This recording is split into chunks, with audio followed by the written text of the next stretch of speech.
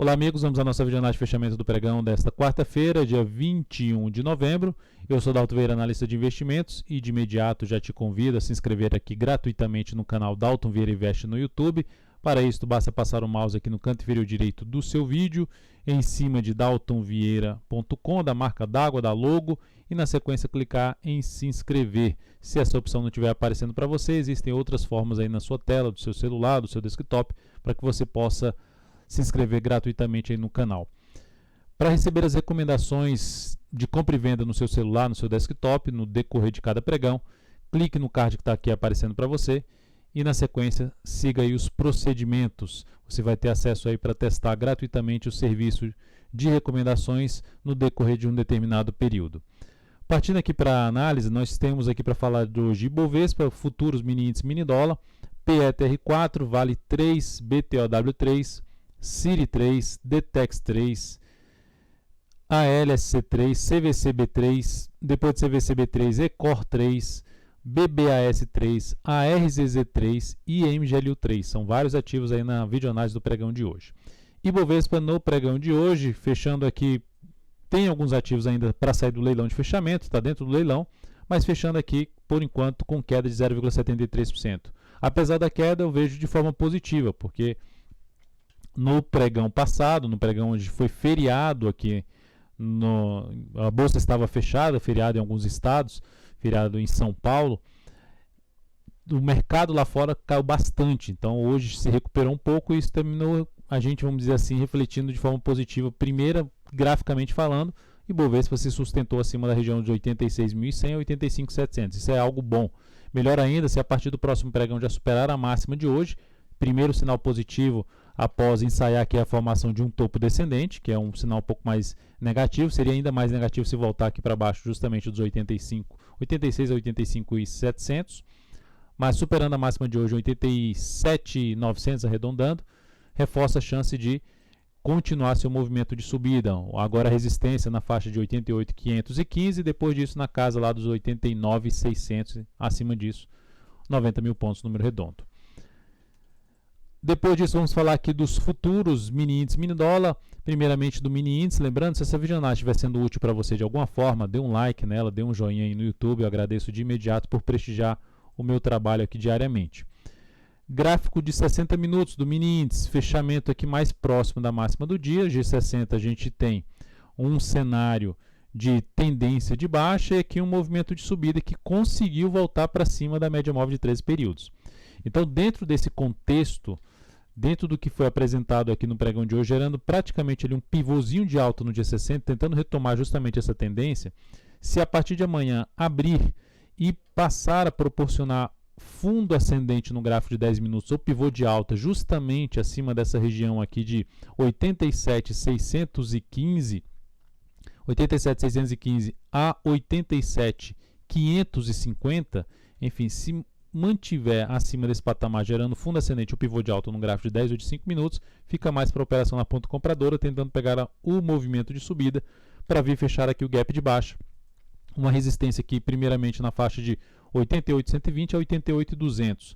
Acima disso, aí é lá na máxima, lá no topo, que é 88.345. Depois dessa resistência, o próximo nível com a relevância um pouco maior é outro gap de baixa, na casa aqui de 88.775 a 88.840.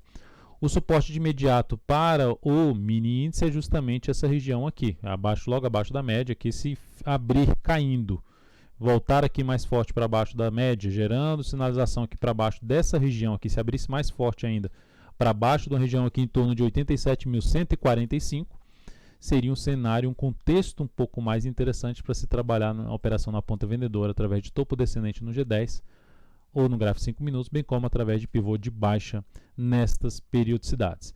Então essa seria a forma de se trabalhar um pouco mais na ponta compradora. O suporte mais relevante justamente 87.145 a 87.010. Abaixo disso a gente tem a mínima do pregão de hoje, que é que é a mínima de um fundo aqui no G60, 86.565.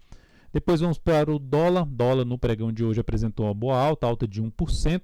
Na verdade está apresentando, está aqui um minutinho para fechar. Aí o dólar fecha às 18h15. Se olharmos para o gráfico 60 minutos, o dólar está basicamente em uma leve tendência de alta. Deu uma indefinida aqui e agora retomou aqui a tendência para cima. Dentro desse movimento de alta, se sustentando principalmente acima dessa região aqui, que é a região ali na faixa dos 3.797 a 3.794, usando essa região como um patamar de suporte para proporcionar fundos ascendentes no gráfico de 10 ou 5 minutos, ou até mesmo pivô de alta, seria mais interessante justamente para a ponta compradora a favor do movimento de subida no G60.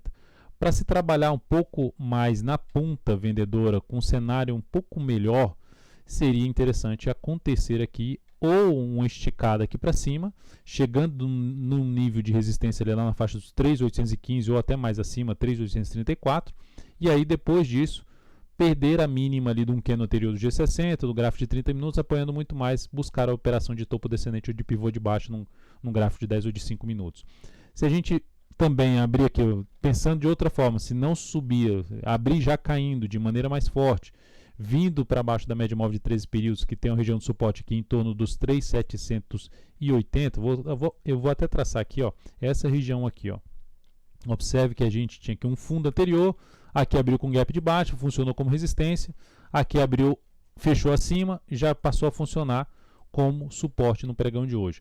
Ou seja, dólar abaixo desse patamar, gerando topo descendente no gráfico de 10 ou 5 minutos, ou pivô de baixo, seria mais interessante, ou seja, abaixo dessa região de 3.780. Qualquer operação de venda aqui nessa região tem que ficar atento justamente nessa região de suporte aqui na faixa dos 3.780 a 3.775. Abaixo disso, o próximo suporte 3.766 e 3.760. Vamos então agora para as ações. A PetroR4 no pregão de hoje apresentou queda de 3,19%. A ação voltou a trabalhar abaixo daquela região dos 25,68 e a 25,68 a 25,92, não conseguiu ficar mais do que um pregão acima, principalmente dos 25,92 e da média móvel de 13 períodos, proporcionando aqui um topo descendente, ou seja, o ativo continua com a tendência indefinida, vai configurar uma tendência de baixa se perder aqui essa mínima.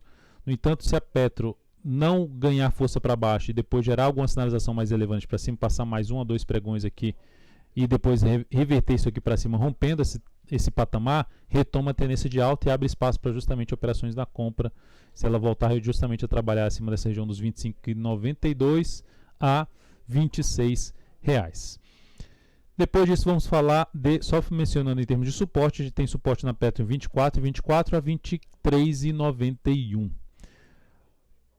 Depois vamos falar de Vale 3. Vale 3 hoje, queda de 1,52%. Terminou respeitando em fechamento esse suporte. Então o ativo gerou aqui um pivô de baixo, mas em termos de oscilação, não conseguiu em termos de fechamento, de fechar abaixo do nível de suporte. No entanto, se a gente olhar para o gráfico 60 minutos, está aqui numa leve tendência de baixa e o movimento de subida está sendo um movimento mais fraco. Abriu subindo, gerou sinalização de topo descendente, seria uma das possibilidades de trabalhar na operação de venda na Vale a favor desse movimento de baixa no gráfico diário. Suporte no primeiro momento na casa dos R$ 53,87, abaixo disso R$ 53,10 e R$ 52,60 para Vale. E resistência para o ativo na faixa ali dos R$ 55,37 e acima disso em R$ 55,37 e acima disso na casa dos R$ 56,27.